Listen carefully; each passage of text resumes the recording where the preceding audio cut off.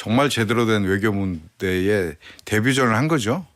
예, 저는 성공적 데뷔전이었다고 생각합니다. 왜냐하면 가장 변수가 많은 외교 현장 중에서도 최고의 난이도를 보여주고 있는 트럼프 대통령과의 양자회담을 이 정도 성과를 냈다고 하면 대단히 준비 잘했고 또 국민들의 우려들을 불식시킬 만한 실력을 보여줬다 이렇게 좀 평가합니다. 경제나 안보 차원에서 우리 대통령께서 하신 말씀이 전혀 없었습니다. 예. 그냥 트럼프 대통령을 띄우는 발언 정도만 했고 그래서 당황스러워서 다 띄우다가 그래서 아부 점수는 100점 드리고 싶습니다. 이게 지금 띄우다가. 트럼프 미국 대통령을 상대하는 하나의 기술로 정착돼 가고 있는 것 아니, 같아요. 그런 것 같아요. 예. 그 힘의 논리가 예. 이렇게 작용할 수가 있나 싶었고 실은 저는 이 3,500불에 대해서 민주당의 이기현 의원님, 국민의힘의 김소희 의원님 나오셨습니다. 어서 오십시오. 네, 반갑습니다. 안녕하세요. 역시 두 분도 한미 정상회담 열심히 보셨고 뭘 칭찬할까, 뭘 비판할까 열심히 보셨을 것 같은데 이기현 의원님 어떻게 평가하세요? 이재명 대통령이 취임하고 이제 3달이 안 됐는데 처음으로 정말 제대로 된 외교 무대의 데뷔전을 한 거죠. 예, 저는 성공적 데뷔전이었다고 생각합니다. 왜냐하면 가장 변수가 많은 외교 현장 중에서도 최고의 난이도를 보여주고 있는 트럼프 대통령과의 양자회담을 이 정도 성과를 냈다고 하면 대단히 준비 잘했고 또 국민들의 우려들을 불식시킬 만한 실력을 보여줬다 이렇게 좀 평가합니다. 예, 긍정적으로 네. 국민의 우려와 걱정을 불식하는 좋은 의미의 성공적인 회담이었다. 네, 그러면서 성과는 뭐 여러 가지들이 이미 보도가 됐기 때문에 제가 뭐 따로 경제 분야라든지 양자 협력 문제에 대해서 따로 얘기 안 하겠는데 조금 우려됐던 것은 트럼프 대통령이 그 3시간 전에 트위터에 썼던 그런 내용들이죠. 네네. 이게 저희들이 좀 걱정스러운 건 한국이 자주국가를 천명하고 외교를 벌인 지가 지금 80년, 75년이 넘었는데 아직도 한국 공공외교의 역량 그리고 세계 최강대국인 미국의 대통령이 한국의 극우에서 쓸만한 이야기들을 그대로 사실인정 것처럼 듣고 또 그것을 자기 트위터에 협상용 카드일 수도 있겠습니다만 그렇게 얹혀놓고 또 대통령이 정확하게 지적을 하니까 오해였다라고 바로 사과는 아니었겠죠.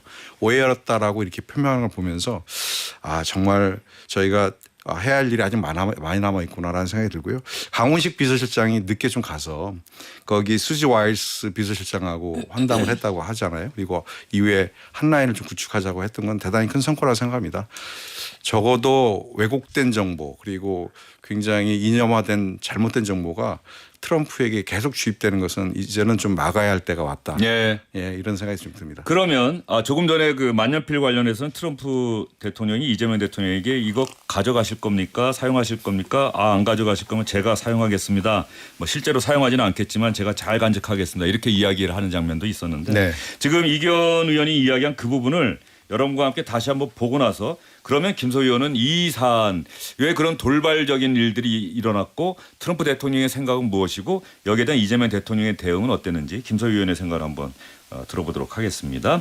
트럼프 대통령이 기자회견 전에 이 압수수색과 관련한 이야기 했던 거 한번 들어보겠습니다. Mr. President, could you please elaborate on your post on South Korea? What were you referring to?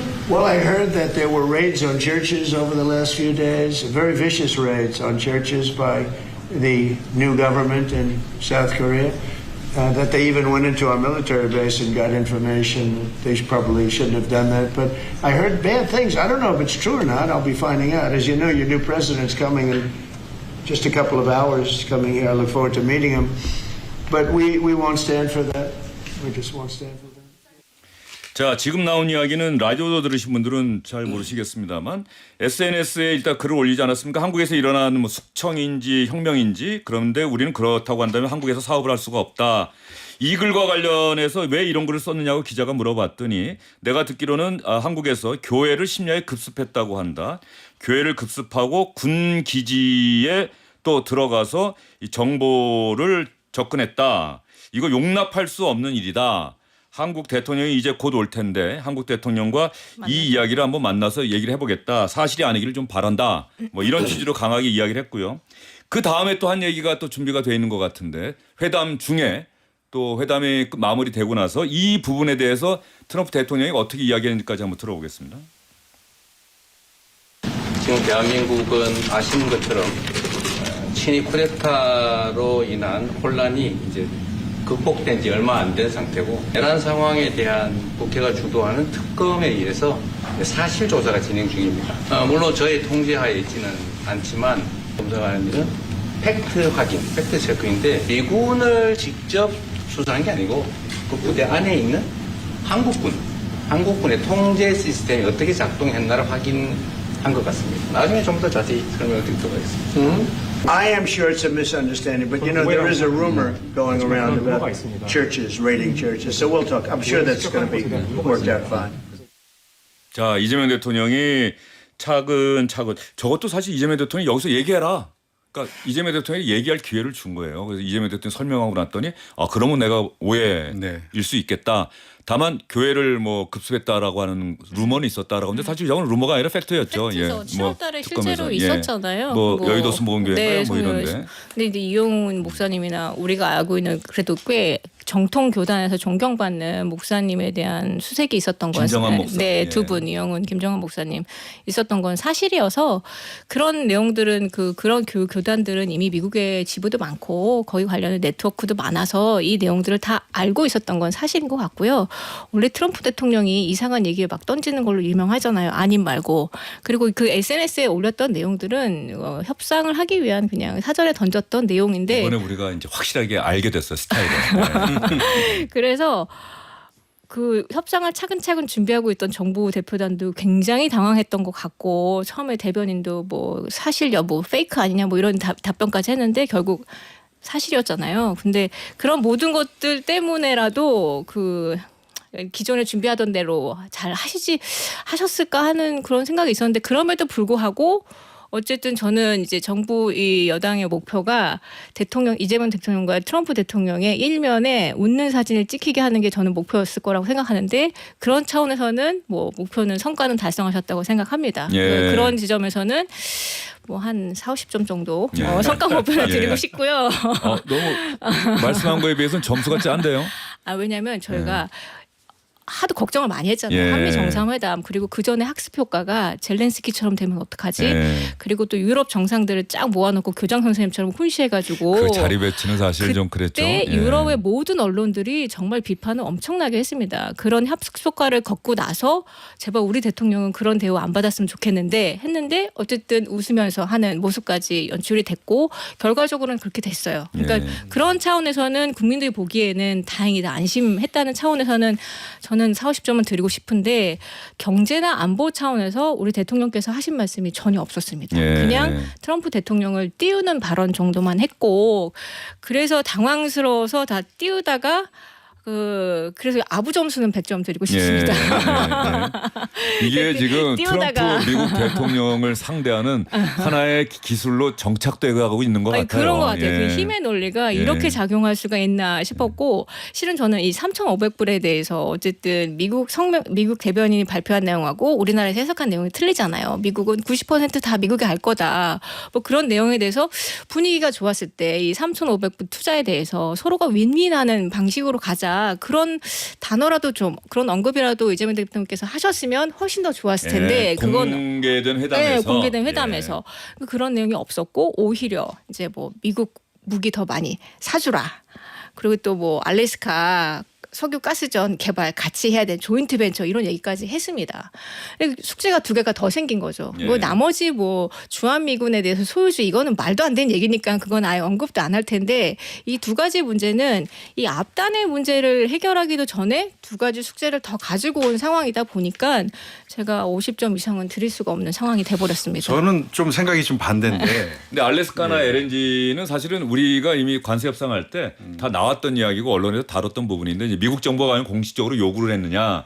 이 부분은 이제 이번에 어떤 의미에서는 트럼프 미국 대통령 입에서 공식적으로 나온 것은 트럼프 대통령이 예전에 알래스카에 또 우리 가스 뭐 많다 이런 얘기도 했으니까. 그 가스를 사겠다는 건 이미 포함돼 있었습니다. 예. 그래서 저희가 가스를 원하면 중동에서 사다가 미국에서 사는 걸로 바뀌어가지고 그걸 딜해서 그걸로 된다 쳤는데 지금 가장 큰 문제는 가스정 개발인데 예. 이게 어마어마하게 들어가요. 일본한테도 압박을 했고 한국에도 압박을 했는데 일본은 끝까지 버티자는 전략이고 우리도 여기에 말리면 절대 안 됩니다. 미국은 한국과 일본이 이 가스정 개발에 공동 참여를 해주는 거 되게 굉장히 바라고 있는 상황인데 이 가스정 개발에 만약에 푸시를 해서 하게 된다면 진짜 글로벌 기후 악당에 우리가 숟가락을 얻는 꼴밖에 안 되거든요. 뭐 그런 여러 가지 상황들이 좀 있습니다. 근데 예. 미국은 약간 푸시할 것 같은 그런 우려가 좀 되는 거죠. 자, 이기현 의원님. 그 외교적 협상에서 명확성이라는 것은 두 가지 측면이 있다고 생각합니다. 저희가 글로 쓰고 도장을 찍는다는 것은 굉장히 명확하지만 그것은 또 약속이고 지켜야 되는 문제이잖아요. 근데 양쪽 다 약간 해석이 다릅니다. 3,500불에 대한 펀드를 조성하는 문제도 그랬고요. 그리고 방위비 협상이라든지 아니면 국방비 증액 문제 관련돼서도 오히려 이번 한미 첫 정상회담에서 명확하게 하지 않고 이외의 협상 과제로 남겨둔 것은 이재명 대통령이 굉장히 영리하게 현안들을 대응한 것이다. 오히려 저는 그런 측면에서 이번 협상이 굉장히 성과적이었다고 봅니다.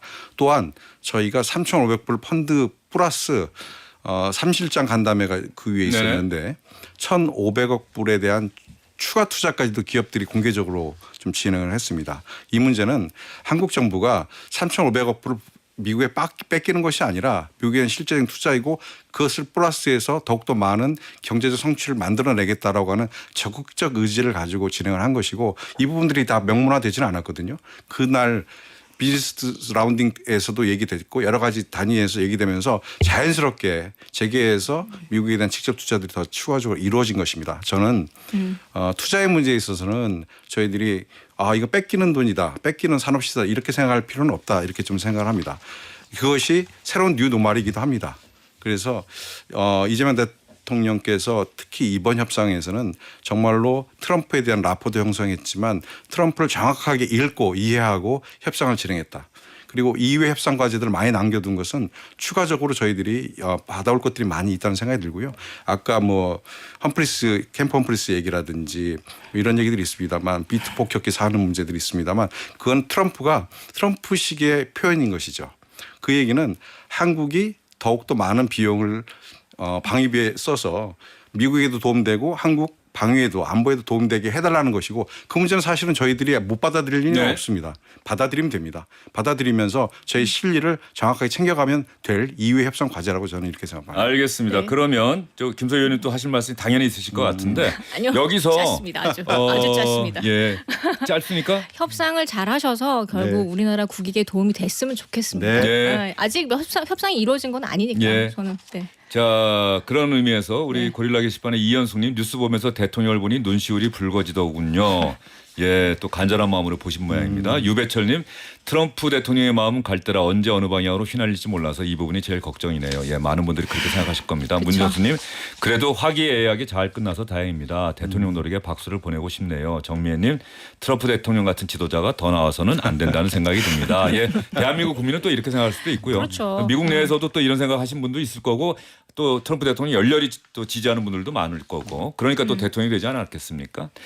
여당과 야당의 한미 정상회담에 대한 반응은 또 어떻게 나왔는지 두 분 이야기 들으면 얼추 짐작하시겠습니다. 한번 들어볼까요? 양국 정상은 조선 에너지 분야 협력 의지를 재확인했고 북핵 문제 해결과 한반도 평화를 위한 아이디어에도 공감했습니다. 이번 정상회담의 전체 과정은 한마디로 역대급 외교 참사라 할 것입니다. 저 역대급 외교 참사라는 국민의힘의 비판을 어떻게 이제 우리 국민들이 또 청취자분들이 시청자분들이 받아들일까? 뭐 민주당에서 성공적인 회담이었다고 얘기하는 건 뭐 당연히 예측 네. 가능한 건데 국민의힘의 평가가 저 정도까지 외교 참사라는 평가까지 갔는데 이 부분을 김소희 의원님도 뭐 동의하세요? 아까 말씀은 참사까지는 아닌 것 같은데. 저는 뭐 어쨌든 일면에 네. 웃는 사진 시켜서 젤렌스키 같진 않았으니까 전 참사라고 보지는 않습니다. 네. 근데 이제 원대께서 저렇게 말씀 주셨으니까 뭐 네. 그러니까 근데 점수를 제가 평가를 드렸잖아요. 네. 네. 경제 안보를 챙겨오지 못한 그 지점에 저는 그 지점만 좀 보고 싶습니다. 비공개 회담에서는 또 어떤 이야기 오찬을 겸한 그 부분에 대한 비공개 브리핑이 뭐 구체적으로 이루어지지는 않은 것 같아요. 예, 없었어요. 예. 저희가 꼼꼼하게 살펴봤는데 그래도 혹시나 있었나 싶어가지고 봤는데 이게 이제 내용이 추후 없더라고요. 고지서가 돼서 날아올까봐 걱정이라 저는 그 말씀이신 그게 더 거고. 걱정인 예. 거고. 제가 아침에 좀 들은 예. 얘기하면 이게 미국 시간으로는 낮 시간이었으니까 회담이. 그래서 이제 국무성에서 내용들을 좀 정리해서 공관에 그 회담 결과에 대한 통보들을 좀 해왔는데 미국 행정부에서는 굉장히 만족스러운 회담이었고 뭐, 저 미국 예. 언론의 보도도 그런 네, 것 같아요. 미국 언론의 예. 보도도 뿐만 아니라 세계 언론의 보도가 이 협상이 굉장히 좀 성공적이었다. 양국에게 서로 윈윈한 협상이었다는 평가들이 있습니다. 네. 저는 그 부분을 좀 주목해서 볼 필요가 있다라는 생각을 좀 가지고 있습니다. 예. 그 안미 경중이라고 하는 부분 네. 사실은 미국이 이번에 오늘 트럼프 대통령이 한 이야기 중에 제가 기억에 남는 부분이 일본과의 협력 그게 한미일 삼각체제의 상당히 중요한 부분인데 일본과 한국의 관계 자기가 봤더니 위안부 피해자 문제가 있더라. 일본은 나아가고 싶어 하는데 한국은 그 문제에 뭐 발목이 잡혀 있다 발목을 잡았다는 표현까지 쓰면서 그런 이재명 대통령을 이렇게 한번 보고 그런데 그 얘기 듣고 나서 이재명 대통령이 그래서 이번에 미국 오기 전에 제가 맞아요. 일본을 가서 이시바 총리와 바로 그 부분을 네. 해결하고 왔다라고 설명한 부분 이제 한미일 역사 문제는 역사 문제대로 미래 지향적인 협력은 협력대로 네. 투투대으로 가겠다. 네. 어느 한 부분에 그야말로 발목 잡고 미래로 못 나가는 일은 그렇게 안 만들겠다라고 이재명 대통령이 얘기한 부분 네. 어떻게 들으셨어요? 그 지점에서 이번 정부가 노력을 많이 하신 것 같아요. 방미하기 전에 일본을 들러서 미래지향적인 그 관계, 그러니까 우리가 일본하고 잘 지낼 거야라는 그 메시지. 워낙 미국도 한미일 공조로 대중 압박에 대한 그걸 같이 해달라는 게 미국의 메시지 아니겠습니까? 그런 차원에서 우리 이미 다 일본하고 얘기 잘 하고 왔어라고 그거를 다 미리 준비하고 오신 차원. 그래서 정부 차원에서는 그거는 잘하신 거고 일본과의 관계가 그동안 의 민주당이 보여줬던 태도하고는 완전 다르잖아요. 예. 그 지점에 대해서는 굉장히 높게 평가를 합니다. 예. 뭐 국익 위주로 일본과도 미래지향적인 관계로 나아가야 되는 건 맞죠. 예. 반일 감정 돋구는 게 아니라. 오바마 행정부 때도 제가 미국, 보지 않았어요. 네, 미국 행정부의 기조는 한미일 협력 체제 구축이었는데 이 과거사 문제에 발목이 잡혀서 특히 그렇죠. 이명박 대통령이 독도 방문 이후에 이제 한일 관계가 완전 최악으로 치달으면서 그때 오바마 대통령이 강하게 요구를 했지만 그게 안 되는 거. 그래서 이 한국과 일본의 과거사 문제는 미국 정부는 불개입의 원칙이었거든요. 근데 맞습니다. 이 트럼프 대통령처럼 이렇게 얘기한 대통령도 아마 없었을 거예요. 위안부. 맞아요. 컴포트 위민이라고 표현을 하던데 사실 미국 국무부는 힐러리 장관 때부터 그 섹슈얼 슬레이브로 표현을 바꿨는데 다시 또 컴포트 위민이라는 표현을 쓴 건 전 개인적으로는 좀 유감스럽게 생각을 했었는데 어쨌든 그 부분이 하나 있고 안미 경중에 대해서 이재명 대통령이 회담이 끝나고 나서 그 CSIS 인터뷰에서 자 미국과 중국이 경쟁 심하게 대결하면서도 한편으로는 협력하는 게 사실이다. 그러니까 안미 경중이라는 게 안보는 미국의 경제는 중국과 이게 우리나라의 뭐 외교 기조를 얘기하는 그런 단어였는데 이 마지막 부분을 보면 이제 우리는 중국의 공급망에서 특별한 관계를 맺거나 하는 데서 많이 벗어나 있고 지리적으로 가깝기 때문에 뭐 거기서 생겨나는 불가피한 관계를 잘 관리하는 수준 그런 수준으로 유지하고 관리하는 것이지 이제 한국이 미국의 기본적인 정책에 어긋나게 행동하거나 판단할 수 없는 상태입니다. 미국의 우려를 불식하는 또 그런 답변을 했어요. 정말로 현실적인 판단을 정말로 외교부대에서 외교적 언사로 정확하게 표현하셨다고 저는 생각이 듭니다. 안미 경중이 예전에 오래된 저희들에게 있어서는 뭐 다들 인정하는 그런 단어였지만 아시다시피 92년 중국과 수교 이후에 한국이 중국의 막대한 수출 흑자를 통해서 네. 한국 경제가 30년간 한국 경제 성장에 많은 기여를 중국으로부터 받은 거죠. 그런 측면도 있습니다. 또 그렇지만 중국과 미국과의 경쟁 관계 이후에 중국과 한국의 관계도 사드 배치가 있었던 2016년 이후에 굉장히 어려워졌던 것도 또한 사실이 아니겠습니까? 그러면서 글로벌 공공방에 있어서 한국이 갖고 있었던 종속성 이런 것들이 많이 해소되는 과정이 있었습니다. 아직 100% 해소됐다고 할 수는 없지만 저는 이 과정이 아주 자연스럽게 지금의 상황까지 왔고 지금은 미국의 경제 협력이 아직 남아있는 그 재화와 그리고 협력의 과정을 저희들이 이제는 일정한 포션을 보는 게 아니라 살을 섞어서 미국과의 경제협력 구도를 더욱더 공고해야 할 필요가 있다고 생각이 듭니다. 공급망에 있어서 가장 큰 축은 중국이었지만 사실 이제는 미국도 미국의 필요에 의해서 한국 경제와 살을 섞고자 원하고 있는 것입니다. 그게 방산협력, 그다음에 에너지 자원 모든 분야에서 그렇게 살을 섞고자 하는데 저는 이제는 미국 경제와 한국 경제가 살을 섞어도 한국이 일방적으로 분리하지 않을 만큼의 한국 경제 사이즈가 됐다. 네. 실력이 됐다. 저는 이렇게 보고 있습니다. 네, 너무 좋은데요. 그 대통령께서 말씀하신 내용이랑 국회에서 지금 법안 처리되고 있는 노조법 같은 경우는 예. 좀 걱정이 아주 태산입니다. 그 부분은 그래서 예. 확실히 지금 통과가 되고 뭐 유예 기간 6개월 되지도 않았는데 벌써부터 원청을 대상으로 하청 기업들이 뭐 교섭을 요구하고 있지 않습니까? 저는 그런 차원에서 미국 입장에서도 걱정이 될 것 같고 그런 차원에서 우리나라 기업들이 해외로 나가지 않았으면 하는 그런 바람이 큰데 그 말씀 주시는 이제 기업들을 기운나게 하겠다 뭐 이런 실용주의로 가겠다는 그런 것들이 국회 내에서도 같은 방향으로 좀 이루어졌으면 좋겠습니다. 알겠습니다. 네. 예, 토론이 잘 이루어지길 바라고요. 예, 이견 의원이 또 하신 말씀이 있겠습니다만 그 네. 부분에 노란봉투법이나 더센 상법에 대해서는 또 국민적 평가가 분명히 있을 거니까요. 맞습니다. 네. 그게 네. 긍정적으로 나온다고 한다면 민주당의 선택이 옳았던 것이고 그렇지 않다고 한다면 또 국민의힘의 이야기가 그렇죠. 뭐 옳았다 이렇게 볼 수가 있는 거니까 그 부분은 한번 네. 또 시간을 두고 가면서 앞으로 또 시행령에 이런 거 정밀하게 만드셔야 될 거 아니에요. 그 네, 부분. 그럼요.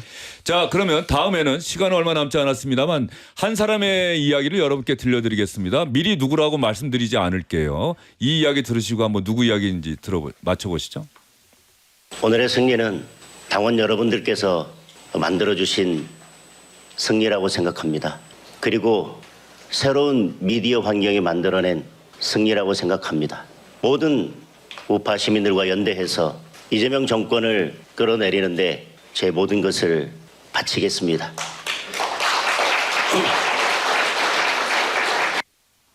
자, 장동혁 국민의힘 새 대표의 이야기였습니다. 예상하셨어요? 0.5%포인트 차 박빙의 네. 승부였던데요. 네, 근데 저희 원내 의원님들 간의 분위기는 조금 뭐 장동욱 후보에 대한 지지가 좀 높긴 했었습니다. 그래서 저희가 언론에서는 뭐 찬탄 반탄 이런 얘기를 하는데 그 불법 계엄에 대해서는 우리 의원님들 전부 다 잘못되는 거라고 얘기하지만 찬탄을 하거나 반탄을 한 부분에 대해서는 어쨌든 본인들이 겪어온 정치 상황에 맞는 그냥 정치적 의사였다라고 그렇게 하는 분위기가 좀 만들어져 있었고 그래서 우리끼리 내부 총질은 하지 말고 소수 야당이니까 대여 투쟁하는데 하자 힘을 합치자 이런 분위기가 좀 많이 있었고요. 그리고 김문수 후보는 후보 단일화 과정 때부터 시작해가지고 어쨌든 대선은 졌던 사람인데 왜 나왔냐 이런 얘기가 좀 있었어서 의원들 사이에서는 김문수 후보보다는 장동욱 후보에 네. 대한 그게 좀 선호도가 좀 높았습니다. 네. 네, 그래서 당원들이 이렇게 하실 거라는 그런 예측이 좀 있었고요. 네. 장동혁 대표가 달라진 미디어 환경 이제 이런 레거시 미디어보다는 유튜브 나를 도와주는 유튜브가 많았고 그중에 대표적인 사람이 전환기 씨. 그래서 이제 전환기에 대표하고 있는 이 부정선거와 윤어게인 그걸 좀 선거에서 이기기 위해서 전략적으로 활용한 게 아닌가라는 그런 희망을 좀 가져보고요. 당대표로서 지금 가장 뭐 하셔야 되는 첫 번째는 지방선거 이기셔야 되는 거잖아요. 그 지방선거 이기시려면 이런 메시지를 전하는 사람하고는 조금 다른 행보로 네. 가야죠. 국민 여론을 수렴하는 다른 행보로 가야 되는 거죠. 한동훈 네. 전 대표는 왜 김문수 후보 지지하는 듯한 메시지 올렸다가 김문수 후보 떨어지면서 한동훈 전 후보 참 상황 보는 눈이 없다는 또 이런 비판적인 평가를 또 왜 받는지 모르겠습니다. 그런 메시지를 예. 내신 거는 좀 예. 네. 누가 돼도 뭐 적절하지 큰 차이는 않았습니다. 없는데. 네. 예. 다만 전환기 씨가 지금 또 미국 워싱턴에 가 있는 모양이더라고요. 거기서 또 장동혁 후보가 대표되는 거 보면서 오랜만에 보는 기쁜 소식이라고 하면서 이 전환기 씨가 또 주요 당직 맡는 건 아닙니까? 그렇게 되면 큰일 나죠. 예? 아니 제가 말씀드렸잖아요. 저희 어쨌든 지방선거 이겨야 되는데 지금 국민 여론상으로는 그게 맞지 않다니까요. 네, 그 달라진 당내에서 미디어 환경에 또 장동혁 대표가 거기에 의지해서 또 네, 가면은 좀 지켜봐 주시죠. 알겠습니다. 네. 어떻게 보세요? 지금 참 걱정스럽습니다. 저는 국민의힘을 걱정하는 게 아니라 대한민국 정치 체계에서 네. 일부 극우 집단에 의해서 보수 정당으로 대표를 되었던 양당 체계에서의 국민의힘이 이렇게 쉽게 무너지는 걸 보니 마음이 안타깝습니다. 그리고 지금 뭐 전환기실 얘기도 있지만 저는 장동혁 후보가 단지 국회의원 된 지 3년밖에 안 된 그냥 신인인데 빠르게 당의 지도부로 입성을 한 겁니다. 그 부분은 대단히 높게 평가할 수 있지만 다만 그것이 전체 맞아요. 포션에서 보면 굉장히 작은 투표인자들이 모여서 맞습니다. 국민의힘으로 보면 100만 명의 권리당원 중에 이번에 투표에 참여하시면 예. 35만 명밖에 안 됩니다. 거기에서 권리당원 투표에서 1등을 해서 여론조사에서 6대4로 밀렸음에도 불구하고 당대표가 된 이 장동혁 대표에 대해서 참으로 걱정스럽습니다. 특히 유너게인 계속 외치고 계신데 알겠습니다. 여기까지 듣겠습니다. 예, 예. 네. 자, 두 분 안 수고 됩니다, 많으셨어요. 수고하셨어요. 윤호계는 안 된다고 또 김 의원님 말씀하잖아요. 주영진의 뉴스 입격 오늘은 여기까지입니다. 두 분 웃으면서 소통하는 모습 너무 좋다고 문자 왔습니다. 수고 많으셨습니다. 네, 감사합니다.